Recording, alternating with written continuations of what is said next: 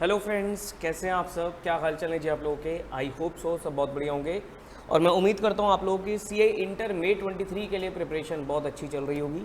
So first paper is your accounts.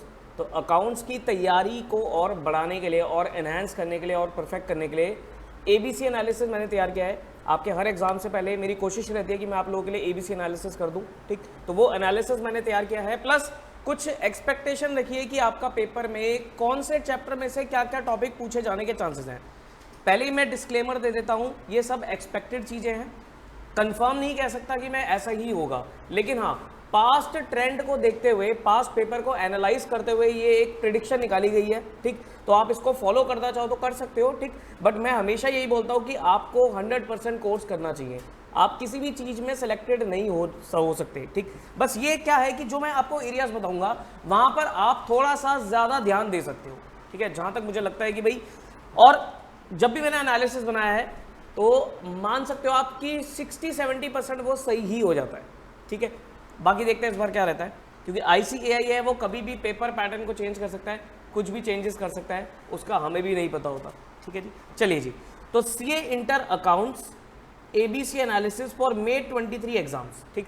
अच्छा, मैंने कौन कौन से पेपर पकड़े हैं? मैंने पिछले 6 पेपर को स्टडी किया है, जैसे नवंबर 20, देन आपका जनवरी 21, जुलाई 21, दिसंबर 21, मे 22 और नवंबर 22। ये आपके 6 पेपर को स्टडी करते हुए मे 23 की प्रेडिक्शन निकाली गई है कि मे 23 में किस तरीके से काम हो सकता है, ठीक है? प्लस कुछ मैंने आपको सीक्वेंस बना के दिए कि आपको किस किस ऑर्डर में अपने चैप्टर को तैयार करना चाहिए। यही सीक्वेंस आप फॉलो करोगे तो आपके लिए ज़्यादा बेटर रहेगा। देखो, एबीसी एनालिसिस कुछ नहीं होता। बच्चों को लगता है, एक तो बच्चों के माइंड में ना ये बड़ी कंफ्यूजन है कि सर एबीसी एनालिसिस मतलब ए मतलब मोस्ट इंपॉर्टेंट, बी मतलब लीस्ट सेकंड इंपॉर्टेंट और सी मतलब लीस्ट इंपॉर्टेंट। ऐसा कुछ नहीं है। एबीसी एनालिसिस मेरे हिसाब से क्या होता है कि आपको पहले ए कैटेगरी के टॉपिक करने चाहिए जो इस बार आने के चांसेस हैं, फिर बी, फिर सी। हर बार एबीसी एनालिसिस चेंज इसलिए हो जाता है क्योंकि हर बार पेपर में चेंजेस होने की संभावना रहती है, ठीक है जी? तो एबीसी एनालिसिस ऐसा कुछ नहीं है कि ए कैटेगरी मोस्ट इंपॉर्टेंट है, सी कैटेगरी में से क्वेश्चन आने के चांसेस नहीं है। कई बार सी कैटेगरी में से ही आपको कई सारा पेपर मिल जाएगा, ठीक? बट हाँ, इस अटेम्प्ट के हिसाब से आपको किस ऑर्डर में चलना है, कौन सा चैप्टर ज्यादा इंपॉर्टेंट है, कौन सा चैप्टर आप सबसे एंड में देख सकते हो, वो मैंने आप लोगों के लिए तैयार किया है। प्लस एक और ये प्रेडिक्शन निकाली है कि भाई कौन सा चैप्टर ऐसा है, ए कैटेगरी में मैंने वो टॉपिक्स डाले हैं जो आपके कम टाइम लेंगे और ज्यादा मार्क्स आपको दिलवाएंगे। इजी टॉपिक्स हैं और ज्यादा आपको मार्क्स दिलवाएंगे, तो वो चीज आपको फॉलो करके चलनी है, ठीक है जी? आओ जी, तो टाइम ना वेस्ट करते हुए लेट्स स्टार्ट। सबसे पहले आपको कौन सा चैप्टर उठाना चाहिए? सबसे पहले सब बच्चों को पता है, सबसे पहले हम उठाते हैं इन्वेस्टमेंट अकाउंट्स। इंपॉर्टेंट चैप्टर है, हर बार क्वेश्चन आता है, ठीक? और इजी चैप्टर है, जल्दी कवर हो जाता है, तो इन्वेस्टमेंट अकाउंट्स, ठीक? इसका AS 13 मैं आपको अलग से बताऊंगा, इन्वेस्टमेंट अकाउंट अलग से है। इसका एक पता है अकाउंटिंग स्टैंडर्ड भी है AS 13, वो हम अलग से डील करेंगे, उसको मैंने AS की लिस्ट में डाला हुआ है। यहाँ पर मैं चैप्टर की बात कर रहा हूँ, ठीक? अगर मैं नवंबर 20 से लेकर नवंबर 22 तक एनालाइज करूँ तो हर बार क्वेश्चन आया, ठीक? जैसे नवंबर 20 10 नंबर का क्वेश्चन आया आपका, इन्वेस्टमेंट इन शेयर। इसमें दो टॉपिक बनता है, एक होता है इन्वेस्टमेंट इन शेयर्स और एक होता है इन्वेस्टमेंट इन बॉन्ड्स और डिवेंचर्स, ठीक? तो नवंबर 22 में आपका 10 नंबर का शेयर्स, जनवरी 21 में भी 10 नंबर का शेयर्स, जुलाई 21 में 20 नंबर का क्वेश्चन आ गया था, मिक्स शेयर्स भी था, डिवेंचर्स भी था। दिसंबर 21 में आपका 10 नंबर का मिक्स क्वेश्चन था, शेयर भी था, डिवेंचर भी था। और मई 22 में आपका 5 नंबर का शेयर्स का टॉपिक था।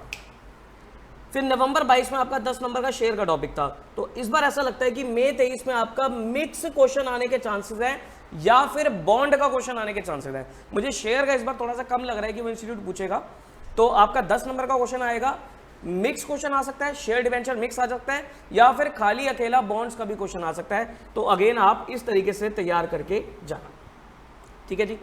अगला टॉपिक आपको उठाना है इंश्योरेंस क्लेम। ये सब ए कैटेगरी के टॉपिक्स हैं, ये सब ए कैटेगरी में मैंने डाले हुए हैं, आने के चांसेस पूरे हैं, ठीक? अगर मैं इंश्योरेंस क्लेम की बात करूं तो इसमें भी आपके दो टॉपिक्स बनते हैं, एक बनता है लॉस ऑफ स्टॉक पॉलिसी और एक होता है लॉस ऑफ प्रॉफिट पॉलिसी, ठीक? नवंबर 20 को एनालाइज किया जाए तो 10 नंबर लॉस ऑफ स्टॉक से इन्होंने पूछा, जनवरी 21 लॉस ऑफ स्टॉक 10 नंबर, जुलाई 21 5 नंबर लॉस ऑफ स्टॉक, दिसंबर 21 10 नंबर लॉस ऑफ स्टॉक, मई 22 10 नंबर का मिक्स क्वेश्चन और नवंबर 22 10 number loss of stock. Sir loss of profit तो आया नहीं है, एक्सक्लूसिवली कभी नहीं आया, लेकिन मिक्स होके आ सकता है। तो इस बार मे 23 में लगता है कि भाई 10 नंबर में वो या तो मिक्स क्वेश्चन डालेंगे या अगेन लॉस ऑफ स्टॉक ये वो रिपीट करेंगे। बाकी कुछ इंस्टीट्यूट की जो बुक में आपको क्वेश्चन दे रहे हैं, आप उन्हीं को प्रैक्टिस कर लोगे तो आपका काम इस चैप्टर में बन जाएगा। ठीक है, तो 10 नंबर का आपका मिक्स या फिर लॉस ऑफ स्टॉक। अगला चैप्टर हायर परचेज, अगेन ये भी एक कैटेगरी के चैप्टर है। ठीक, इसमें आपके 3 टॉपिक्स बन सकते हैं। एक होता है कैलकुलेशन वाला पार्ट, जिसमें आपको कैश प्राइस की कैलकुलेशन, इंटरेस्ट की कैलकुलेशन, इंस्टॉलमेंट कैलकुलेशन, एक तो वो वाला पार्ट बनता है। उसके बाद आपका अकाउंटिंग आती है इन the books of higher vendor, उसमें भी कैलकुलेशन कर देगा और अकाउंटिंग एंट्री पूछ लेगा, मतलब लेजर अकाउंट्स पूछ लेगा। और एक आपका इंटरेस्ट सस्पेंस मेथड होता है। तो ये 3 टॉपिक आपके हायर परचेज चैप्टर में बनते हैं। तो यहां पर नवंबर 20 में इन्होंने 8 नंबर का इंटरेस्ट सस्पेंस अकाउंट पूछा था। जनवरी 21 में 8 नंबर में इन्होंने कैलकुलेशन पूछी थी प्लस लेजर अकाउंट्स पूछे थे। लेजर अकाउंट्स हमेशा वो हायर परचेजर की बुक में ही पूछता है, हायर वेंडर की बुक्स में। उसके बाद जुलाई 21 में 5 नंबर कैलकुलेशंस। ठीक, दिसंबर 21 8 नंबर की कैलकुलेशन और हायर परचेजर की बुक्स में लेजर्स। मई 22 में 10 नंबर सिर्फ और सिर्फ कैलकुलेशन। सर 10 नंबर में कैलकुलेशन, इसमें वो सब कुछ पूछ लेगा कि भाई गुड्स रिपोजेस होते हैं तो उसकी एग्रीड वैल्यू क्या होगी, बुक वैल्यू क्या होगी, प्रॉफिट और लॉस ऑन रिपोजेशन क्या होगा, और अगर हायर वेंडर उसे रिपेयर कराकर बेच रहा है तो उसने कितना प्रॉफिट और लॉस इनकर किया है। ये सारी कैलकुलेशन वो 10 नंबर में मिलाकर पूछ सकता है। और नवंबर 22 में 5 ही नंबर का क्वेश्चन आया था सिर्फ कैलकुलेशन बेस्ड। तो मई 23 में इस बार मुझे लगता है ये पूछ सकता है आपसे 8 नंबर में कैलकुलेशन का question plus ledger account in the books of hire purchaser, ledger in the books of hire purchaser. ठीक, तो ये करके जाना अच्छे से, आने के चांसेस हैं। अगला चैप्टर मैंने एक कैटेगरी में डाला है आपका इनकम्प्लीट रिकॉर्ड्स, जिसे आप सिंगल एंट्री भी कह सकते हो, सिंगल एंट्री। इसमें भी बेसिकली क्या होता है कि एक बड़ा क्वेश्चन आ जाता है कई बार 10 नंबर का, 15 नंबर का, 16 नंबर का, जिसमें आपके फाइनल अकाउंट्स पूछे जाते हैं। इनकम्प्लीट रिकॉर्ड से पूरे फाइनल अकाउंट्स कैसे बनाओगे, ट्रेडिंग पीएनएल अकाउंट और बैलेंस शीट वगैरह कैसे बनाओगे। ठीक, या फिर स्टेटमेंट ऑफ अफेयर्स बनाकर आपका कैलकुलेशन ऑफ प्रॉफिट का भी क्वेश्चन पूछा जा सकता है, वो सिर्फ 8 नंबर का आएगा अगर आएगा तो। ठीक है, तो देखते हैं कैसे कैसे पूछा है इन्होंने। हर बार क्वेश्चन आया इसमें से। जैसे नवंबर 20 10 नंबर का क्वेश्चन आपका फाइनल अकाउंट बेस्ड था। ठीक, जनवरी 21 अगेन 10 नंबर फाइनल अकाउंट्स, जुलाई 21 10 नंबर फाइनल अकाउंट्स, दिसंबर 21 5 नंबर का क्वेश्चन आया था बेसिक कैलकुलेशन, मई 22 12 नंबर फाइनल अकाउंट्स और नवंबर 22 भी 10 नंबर फाइनल अकाउंट। तो मुझे लगता है इस बार हो सकता है ये सिंगल एंट्री से बड़ा क्वेश्चन ना पूछे, क्वेश्चन तो पूछेगा। ठीक, लेकिन ऐसा मुझे लगता है कि शायद 5 नंबर में वो सिर्फ और सिर्फ आपसे एक बेसिक कैलकुलेशन पूछ ले।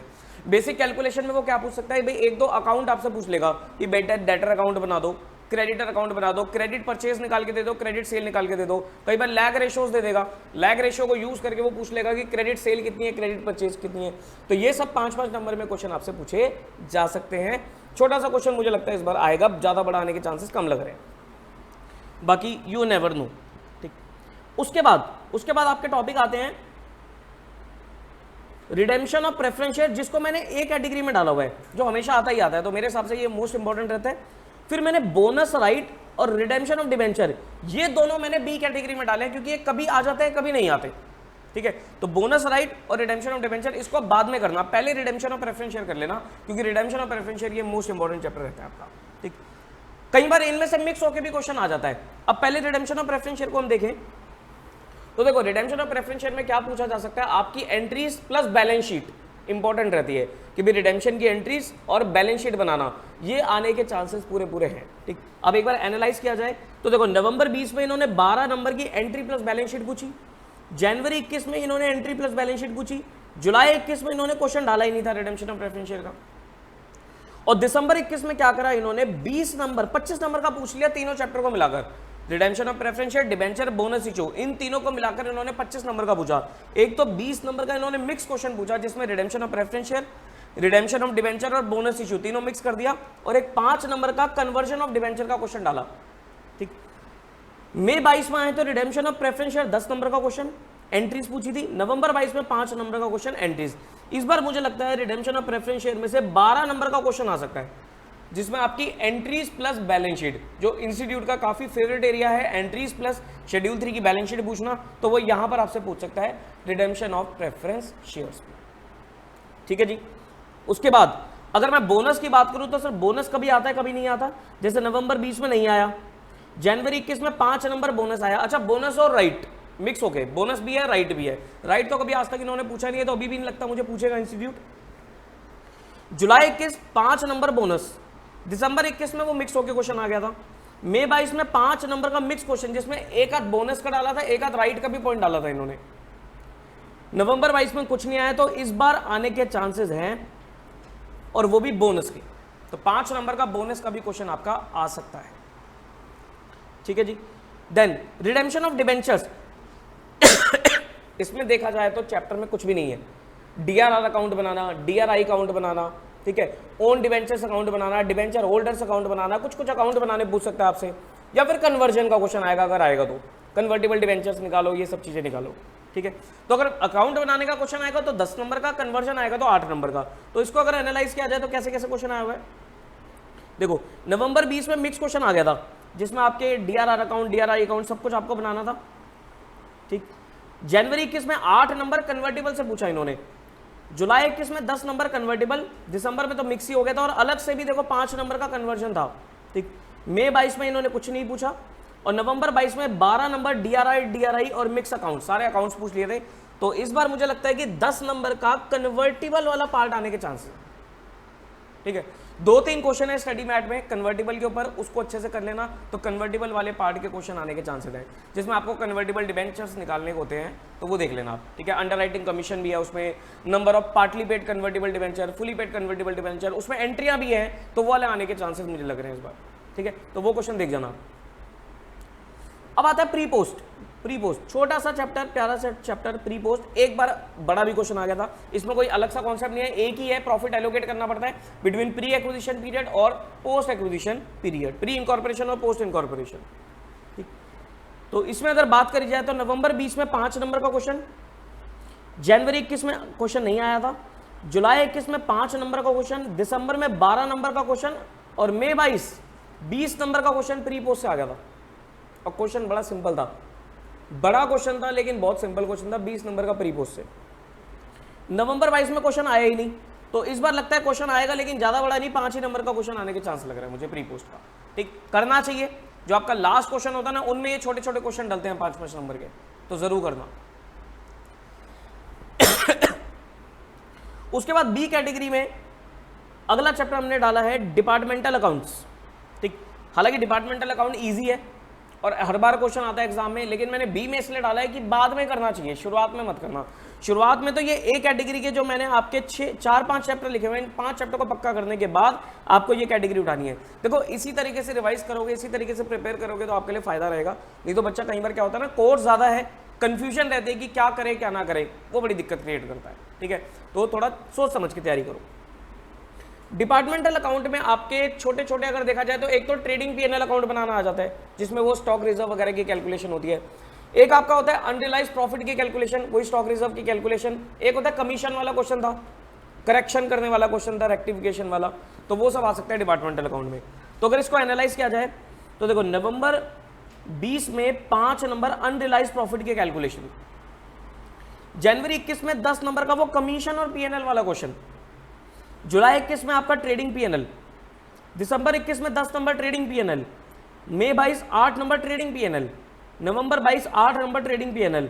तो इस बार भी सर ट्रेडिंग पीएनएल ही रिपीट करेगा, लेकिन 10 नंबर में कुछ पूछ सकता है आपसे। ठीक है, एक मैं आपको पॉइंट बोलूंगा इसमें, एक चीज और देख के जाना, कभी आई नहीं आज तक, लेकिन मुझे पता नहीं अंदर से इंट्यूशन लग रही है, इस बार पूछ सकता है, वो जो आपका मेमोरेंडम मार्कअप मेथड वाला अकाउंट होता है,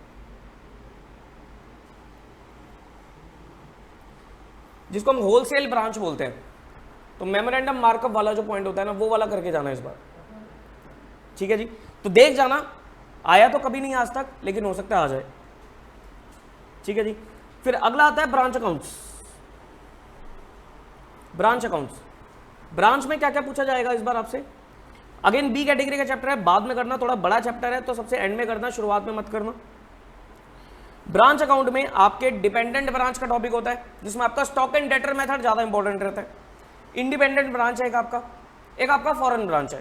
तो ये 3 एरियाज है ब्रांच में, डिपेंडेंट, इंडिपेंडेंट और फॉरेन ब्रांच। ठीक, अब देखते हैं, एनालाइज करते हैं क्या क्या हुआ है।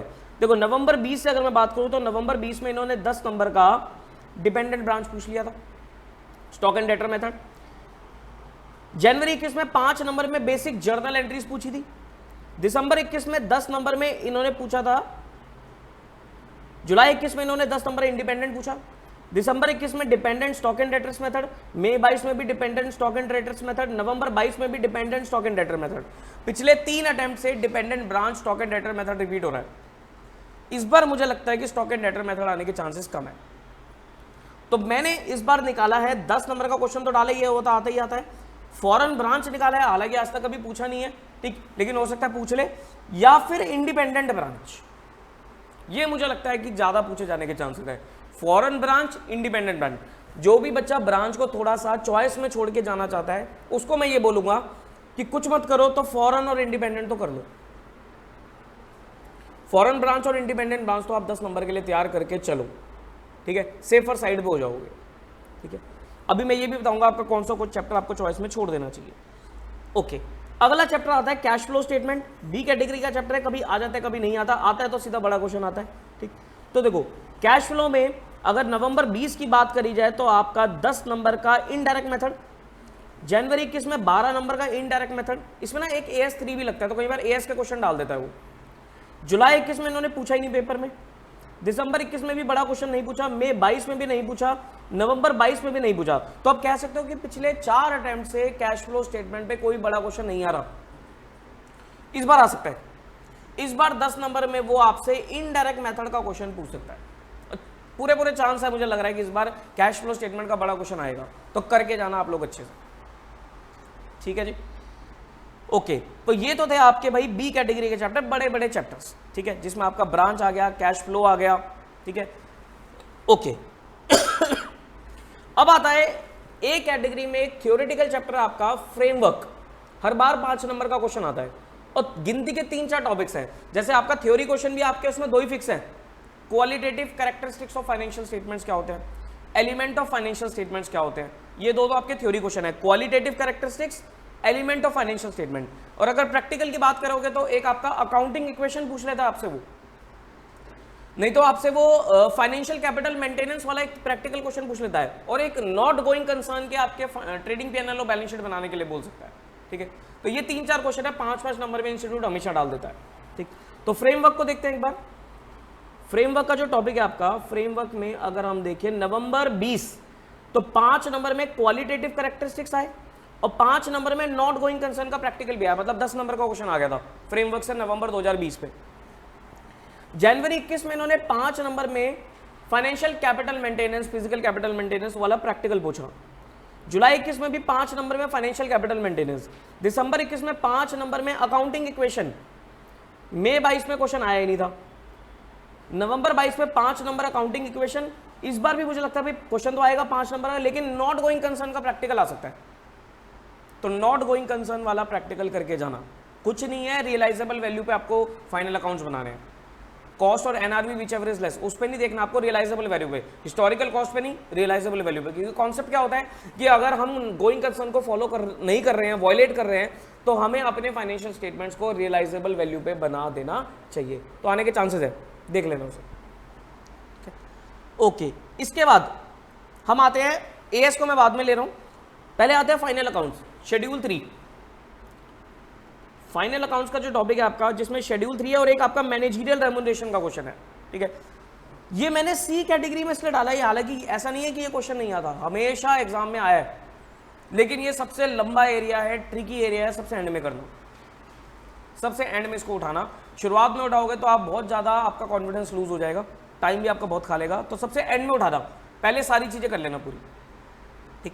बाकी इसमें से देखो 5 या बड़ा क्वेश्चन आ सकता है। नवंबर 20 की बात करी जाए तो 5 नंबर मैनेजरियल रेम्यूनरेशन, जनवरी 21 5 नंबर एमआर का क्वेश्चन, 20 नंबर का शेड्यूल 3 का क्वेश्चन जुलाई 21 में आ गया था, फिर आपका दिसंबर 21 में एमआर मैनेजरियल रेम्यूनरेशन, फिर अगेन एमआर का क्वेश्चन मई 22 में, और उसके बाद नवंबर 22 में इन्होंने 20 नंबर शेड्यूल 3 पूछा था, 5 नंबर एमआर, 25 नंबर का पूछ लिया था। तो इस बार मुझे नहीं लगता इतना पूछेगा, पिछले टाइम में वो 25 नंबर पूछ चुका है फाइनल अकाउंट से। शेड्यूल 3 का एक फुल फ्लेज 20 नंबर का क्वेश्चन और 5 नंबर मैनेजरियल रेम्यूनरेशन। मैंने पिछली बार के एबीसी में बताया भी था कि शेड्यूल 3 करके जाना, ठीक है। अब जो कर गया होगा उसके लिए फायदा होगा, जो नहीं करके होगा वो फंस गया होगा इस पेपर में। इस बार मुझे लगता है ये बड़ा क्वेश्चन नहीं पूछेंगे, सिर्फ एक एमआर का 5 नंबर का क्वेश्चन तो पक्का आएगा ही आएगा। तो मैनेजरियल रेम्यूनरेशन, उसकी लिमिट्स है कंपनी लॉ का सेक्शन 197, 198, शेड्यूल 5, इनको अच्छे से पढ़ के जाना, तो इस बार आने के उसके चांसेस बनते हैं। ठीक है जी, ओके। अब आते हैं एएस पे, तो एएस में भी मैंने एबीसी एनालिसिस बना लिया। हालांकि एएस में एबीसी एनालिसिस बनाने का कोई फायदा नहीं है, कहीं से भी पूछ सकता है, बट स्टिल मैंने एएस वाइज एबीसी एनालिसिस बनाई है। सबसे पहले अगर मैं उठाऊं तो introduction and applicability of as है, ठीक है। इसको मैंने सी कैटेगरी में डाला है, जिसमें आपका एएस से थ्योरेटिकल क्वेश्चन आ गया और एप्लीकेबिलिटी के ऊपर क्वेश्चन आ गया, ठीक है। तो अगर मैं एप्लीकेबिलिटी के ऊपर बात करूं तो एक ही बार क्वेश्चन आया, इन्होंने एक ही बार क्वेश्चन डाला है। देखो नवंबर 20 में नहीं आया, ये क्वेश्चन इन्होंने डाला था जनवरी 21 में 5 नंबर का एप्लीकेबिलिटी का क्वेश्चन। उसके बाद नवंबर 22 में लास्ट अटेम्प्ट में 5 नंबर इंट्रोडक्शन का क्वेश्चन डाल दिया था, एक बेसिक थ्योरेटिकल क्वेश्चन था। तो इस बार मुझे नहीं लगता कोई इंट्रोडक्शन वाले चैप्टर से क्वेश्चन आएगा, ठीक। तो अवॉइड करना चाहो तो कर भी सकते हो। AS1 disclosure of accounting policy, again C category का चैप्टर है, कम ही आता है। अगर मैं बात करूं तो सीधा सिर्फ 2 अटेम्प्ट में आया हुआ है, दिसंबर 21 में और आपका मई 22 में, उसके बाद नहीं आया। तो मुझे लगता नहीं है इस बार भी ये AS1 से कोई क्वेश्चन डालने के चांसेस है। पिछले एक अटेम्प्ट को छोड़ के 2 अटेम्प्ट में लगातार उन्होंने पूछा था, तो नहीं लगता कि इस बार आएगा। AS2 वैल्यूएशन ऑफ इन्वेंट्री, इसको मैं बी कैटेगरी के में डालता हूं, ठीक। इसमें भी अगर आप बात करोगे तो क्वेश्चन 4 बार आए हुए हैं, 6 में से 4 बार आया हुआ है। जैसे कि जनवरी 21 में क्वेश्चन डाला इन्होंने, जुलाई 21 में डाला, फिर दिसंबर 21 में नहीं डाला, देन आपका मई 22 में डाला, नवंबर 22 में डाला। तो पिछले 2 टाइम से आ रहा है, तो इस बार लगता नहीं है कि आएगा, चांसेस कम है। उसके बाद आपका AS3 में क्या चक्कर है? AS3 में चक्कर है कैश फ्लो स्टेटमेंट, एक आपका फुल फ्लेज क्वेश्चन है। तो इस बार मैंने आपको बोला है कि भाई कैश फ्लो स्टेटमेंट का बड़ा क्वेश्चन आएगा, तो मुझे नहीं लगता AS3 का छोटा क्वेश्चन डालेंगे, क्योंकि देखो अगर आप जब भी बड़ा क्वेश्चन नहीं आया ना, तब इन्होंने AS3 का इंडिविजुअल छोटे छोटे क्वेश्चन पूछे हैं, ठीक। ये देखो अगर आप इसको यहां से लिंक करते हुए चलो तो देखो यहां पर बड़ा क्वेश्चन नहीं आया था, तो यहां पर ASK को तो क्वेश्चन डाल दिया ना इन्होंने 5-5 नंबर के, ठीक है। तो इस बार कोई चांस नहीं है, क्योंकि बड़ा क्वेश्चन आ जाएगा। भाई ऐसा नहीं होगा कि वो बड़ा भी पूछ लेगा, AS3 भी पूछ लेगा, तो ऐसे चांसेस कम है। उसके बाद AS3 हो गया आपका, देन आता है AS10, one of the most important standard, property plant and equipment. Her bar question आता है 5 नंबर का, इस बार भी आएगा, ठीक। जैसे आप पास्ट ट्रेंड को देखते हुए चलो, हर बार क्वेश्चन आया, सिर्फ एक अटेम्प्ट में क्वेश्चन नहीं आया था, दैट इज योर दिसंबर 21, सिर्फ यहां पर नहीं आया था, बाकी हर बार क्वेश्चन आया हुआ है। तो इस बार भी 5 नंबर का क्वेश्चन आने के चांसेस बनते हैं। AS10 property plant and equipment, ठीक है, थोड़ा बड़ा भी है स्टैंडर्ड। फिर AS11 फॉरेन एक्सचेंज वाला, देखो अगर इन्होंने फॉरेन ब्रांच पूछ लिया तो बिल्कुल ही नहीं आएगा। वैसे भी मैंने इसको सी कैटेगरी में डाला है, क्योंकि मुझे लगता नहीं कि कोई क्वेश्चन इसमें से आएगा, क्योंकि 6 में से 2 या 3 बार ही क्वेश्चन इसका आया हुआ है, ठीक है। AS12 ये मुझे लगता है इस बार आने के चांसेस हैं। AS12 हो गया, 13 हो गया, 16 हो गया, इन तीनों को मैंने इस बार एक कैटेगरी में डाला है। अगर आप मुझसे स्टैंडर्ड पूछोगे कि इस बार के लिए इंपॉर्टेंट स्टैंडर्ड कौन से हैं, तो 10, 12, 13, 16, ये 4 स्टैंडर्ड मेरे हिसाब से इंपॉर्टेंट है। 10, 12, 13, 16 इनको अच्छे से करके जाना। तो 12, 13, 16 तो मुझे लगता है कि पूरे चांसेस है इस बार क्वेश्चन आने के, तो इनको देख जाना, ठीक है। मतलब मैंने आपको देखो 4 स्टैंडर्ड बताए हैं, तो 4 में से आप 3 तो मान ही लेना कि 3 क्वेश्चन तो इनमें से आ जाएंगे, तो इन 4 को तो अच्छे से पक्का करके जाओ। अगर इनको भी पक्का कर लोगे तो 3 तो पेपर में आपको दिखेंगे ही। स्टैंडर्ड है ही कितने, 6-7 ही तो स्टैंडर्ड है, ठीक है जी। तो ये हमारा पूरा एबीसी एनालिसिस है अबाउट सीए इंटर अकाउंट्स। आप किस तरीके से अपना तैयार कर सकते हो। ये जो मैंने आपको बना के दिया है, देखो ये जो मैंने आपको बना के दिया ना एक्सपेक्टेड, तो लास्ट मूवमेंट, अब आपका लास्ट मूवमेंट चल रहा है, तो लास्ट मूवमेंट पे अगर आपको रिवाइज करना हो तो पहले इन टॉपिक को फर्स्ट प्रायोरिटी दे सकते हो आप, इन टॉपिक्स को पहली प्रायोरिटी दे देना इन टॉपिक्स को, ठीक है। बाकी तो देखो सारा ही करना चाहिए, छोड़ना तो कुछ नहीं चाहिए, छोड़ना तो अपने आप को रिस्क में डालने वाली बात है, लेकिन फिर भी इन टॉपिक्स को आप प्रायोरिटी दे सकते हो, ठीक है। अब आते हैं एक बार पेपर पैटर्न में आपको बता देता हूँ। पेपर पैटर्न वैसे सबको पता ही है क्या है पेपर पैटर्न, लेकिन स्टिल एक बार देखते हैं कैसा पेपर रहता है। देखो आप सबको पता है कि भी क्वेश्चन नंबर 1 आपका 20 नंबर का कंपलसरी क्वेश्चन है। इसमें आपके 5 क्वेश्चंस आते हैं, सॉरी 4 क्वेश्चंस आते हैं 5-5 नंबर के। एएस बेस्ड क्वेश्चन है ये, अकाउंटिंग स्टैंडर्ड का क्वेश्चन है। फिर आपके क्वेश्चन नंबर 2, 3, 4, 5 ठीक और 6 क्वेश्चन आपका लगभग 25 नंबर का आ जाता है, ठीक है। इसमें आपके 5 क्वेश्चन आ जाते हैं 5-5 नंबर के, इसमें आपको कोई भी 4 क्वेश्चन करने होते हैं, एनी 4। इसमें आपके छोटे छोटे जो मैंने 5-5 नंबर के आपको चैप्टर बताया ना, जैसे आपका फ्रेमवर्क हो गया और आपका बोनस इशू हो गया, और ये आपका 5 नंबर में मैंने डाला था प्री पोस्ट हो गया, और जैसे इस बार सिंगल एंट्री का क्वेश्चन डाला है 5 नंबर का, ठीक, और कोई अकाउंटिंग स्टैंडर्ड का क्वेश्चन हो गया 5 नंबर का, एमआर का क्वेश्चन हो गया 5 नंबर का। ये सब छोटे छोटे क्वेश्चन आपको यहां पर मिलेंगे 6 नंबर में, ठीक। तो देखो आपको पहला क्वेश्चन तो करना ही है, छठा क्वेश्चन मैं आपको बोलूंगा करना चाहिए, छोटे छोटे क्वेश्चन सारे यहां पर आ जाएंगे, ठीक है जी। उसके बाद इनमें से आप कोई भी एक क्वेश्चन छोड़ सकते हो चॉइस में, कोई भी एनी। ये कुछ गड़बड़ी होगी क्या? 20, 25,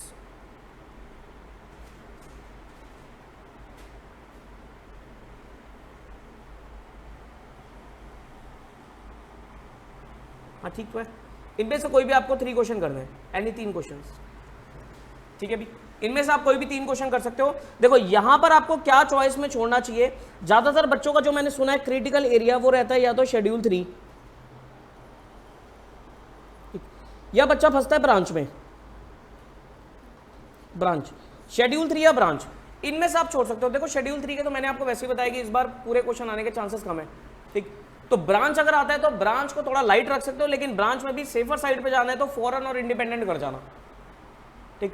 बाकी तो कोई ऐसा चैप्टर ही नहीं है जो आपको छोड़ना पड़े, बाकी तो सारे सिंपल सिंपल से चैप्टर है, ठीक है। तो मैं आपको बोलूंगा कि भाई शेड्यूल 3 और ब्रांच में से आप चॉइस छोड़ सकते हैं, ठीक है जी। तो ये कुछ था about CA inter account ABC analysis, किस तरीके से आपको तैयारी करनी है। अच्छा, ये आपको पूरी पीडीएफ मिल जाएगी, कहां पर मिलेगी? आपको टेलीग्राम ग्रुप में मिलेगी, वीडियो के डिस्क्रिप्शन में टेलीग्राम चैनल का लिंक है, तो आप वहां से चैनल को ज्वाइन कर सकते हो, कर लीजिएगा, और वहां पर आपको ये पीडीएफ मिलेगी। प्लस अगर आप वैसे टेलीग्राम पे सर्च करोगे वीजेसी ग्लोबल सीए, ऐसे सर्च करना, वीजेसी ग्लोबल ब्रैकेट में सीए, 2 चैनल हमारे सीए का और एक सीएमए का है, तो सीए वाले चैनल पे चले जाना, तो इसमें हम डालते हैं, तो इसमें आपको टेलीग्राम पे आपको पीडीएफ मिलेगी, ठीक है, तो देख लेना, ठीक। अब एक इंपॉर्टेंट न्यूज़ आप लोगों के लिए,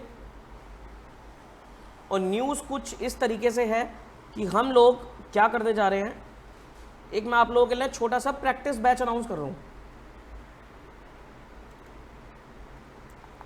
प्रैक्टिस सेशन में आप लोगों के लिए अनाउंस कर रहा हूँ, इसकी डिटेल लिख लेना, प्रैक्टिस सेशन, अकाउंट्स का भी और एडवांस अकाउंट्स का भी, दोनों का 3-3 सेशंस होंगे, 3 सेशन अकाउंट्स के होंगे, 3 सेशन एडवांस अकाउंट्स के होंगे, ठीक है। अब इसमें होगा क्या, इसमें हम क्या करेंगे, हम अपने पूरे सिलेबस के आरटीबीज और पास्ट एग्जाम क्वेश्चंस वो यहीं पर ही डिस्कस करेंगे लाइव ऑन यूट्यूब लाइव, ठीक है जी। आप क्या करो, आप अच्छे से अपना सिलेबस को रिवाइज करो। देखो आज क्या तारीख हो गई, मैं आपके सामने एक बार कैलेंडर खोलता हूं, देखो आज हो गई है 15 तारीख, ठीक। आपका एग्जाम है 2 मई को, मैं आपको ना अगला पूरा हफ्ता देता हूं, मैं आपको अगला पूरा हफ्ता देता हूं, और मैं 24 तारीख से आपको मिलूंगा प्रैक्टिस सेशन के लिए, ठीक। 24, 25, 26, 27, 28, 29, पहले हम अकाउंट्स कर लेंगे 24, 25, 26, ठीक। तो लिख लो डेट, अकाउंट्स के लिए हम कब आ रहे हैं आपके पास, 24, 25, 26, सिर्फ 3 दिन, अप्रैल में लास्ट के 3 दिन, 24, 25, 26, क्योंकि फिर उसके बाद क्या होगा सर, आप अकाउंट्स में लग जाओगे, ठीक। तो यहां तक मैं आपको प्रैक्टिस करवा दूंगा अच्छे से। तो आरटीबी पास्ट एग्जाम क्वेश्चंस कराने की जिम्मेदारी मेरी, बाकी सब कुछ आप करो, अपने कॉन्सेप्ट पढ़ लो अच्छे से, स्टडी मैट कर लो अच्छे से, ठीक। ये दोनों चीजें कर लो, और जहां से भी आपने क्लासेस लिए तो उनकी बुक को देख लेना एक बार, ठीक। लेकिन उसके बाद आपको आरटीबीज और पास्ट एग्जाम क्वेश्चन करने जरूरी होते हैं, उनमें से क्वेश्चन आते हैं एग्जाम में, वो सब चीजें मैं आपको यहां पर कराऊंगा, ठीक। टाइमिंग्स क्या रहेंगे, अगर मैं टाइमिंग की बात करूं तो तीनों दिन हम डेली लगभग 6:30 बजे से शुरू करेंगे, 6:30 शुरू करेंगे, और कब तक चलेगा उसके लिए होता है ना प्रभु इच्छा तक, ठीक। तो आप लोगों की इच्छा तक चलेगा, 6:30 बजे शुरू होगा, और आप लोग जब तक आप बोलोगे तब तक चलता चला जाएगा, ठीक है। बाकी हम क्या करेंगे, थोड़ा डिवीजन कर लेंगे, जैसे एक पूरा दिन मैं सिर्फ अकाउंटेंट स्टैंडर्ड्स को पिक करूंगा, एक पूरा दिन मैं कुछ चैप्टर्स बना लूंगा, वो मैं आपको पहले ही दिन बता दूंगा क्या क्या हम किस किस दिन क्या क्या करने वाले हैं, ठीक। लेकिन आप लोग क्या करना, 24 तारीख तक अपना पूरा सिलेबस रिवाइज करके रखना, अकाउंट्स का भी, जिसका सेकंड ग्रुप है, खाली सेकंड ग्रुप है, तो 27 तारीख से हम एडवांस अकाउंट शुरू करने वाले हैं, तो वो आप 27 तारीख तक रेडी रहना एडवांस अकाउंट्स के साथ। और जिसके बोथ ग्रुप्स है वो तो सर 24 तारीख तक अपने दोनों सिलेबस अकाउंट्स एडवांस अकाउंट्स दोनों खत्म करके चलना। आरटीपी पास्ट एग्जाम क्वेश्चंस को मैं यहां पर आपके साथ लाइव डिस्कस कराऊंगा, बट आना जरूर, क्योंकि क्या होता है ना, लाइव में जब तक ऑडियंस ना आए तब तक मजा नहीं आता। अब कोई आ रहा है, कोई नहीं आ रहा है, कभी आ रहा है, कभी नहीं आ रहा है, क्योंकि टाइम नहीं है फिर आपके पास। फिर आप सोचोगे मैं रिकॉर्डिंग पे देख लूंगा, तो रिकॉर्डिंग के लिए टाइम नहीं होगा, ठीक है। तो आना जरूर, ठीक है। यूट्यूब चैनल पे हमारा ये लाइव रहेगा प्रैक्टिस बैच, जरूर आप लोग इसको ज्वाइन कर सकते हो, ठीक। तो ये मेरी तरफ से था, आई होप आपको वीडियो पसंद आई होगी। वीडियो पसंद आई है तो लाइक करना, चैनल पे नए हो तो सब्सक्राइब कर देना, अपने जितने भी दोस्त हैं सबके साथ ये वीडियो को शेयर करना, ताकि सबका भला हो जाए, ठीक है जी। और सबको बोल देना कि भाई ये सेशन में आ जाएंगे, ठीक है जी। चलिए फिर मिलेंगे 24 तारीख को। Take care of yourself, bye bye.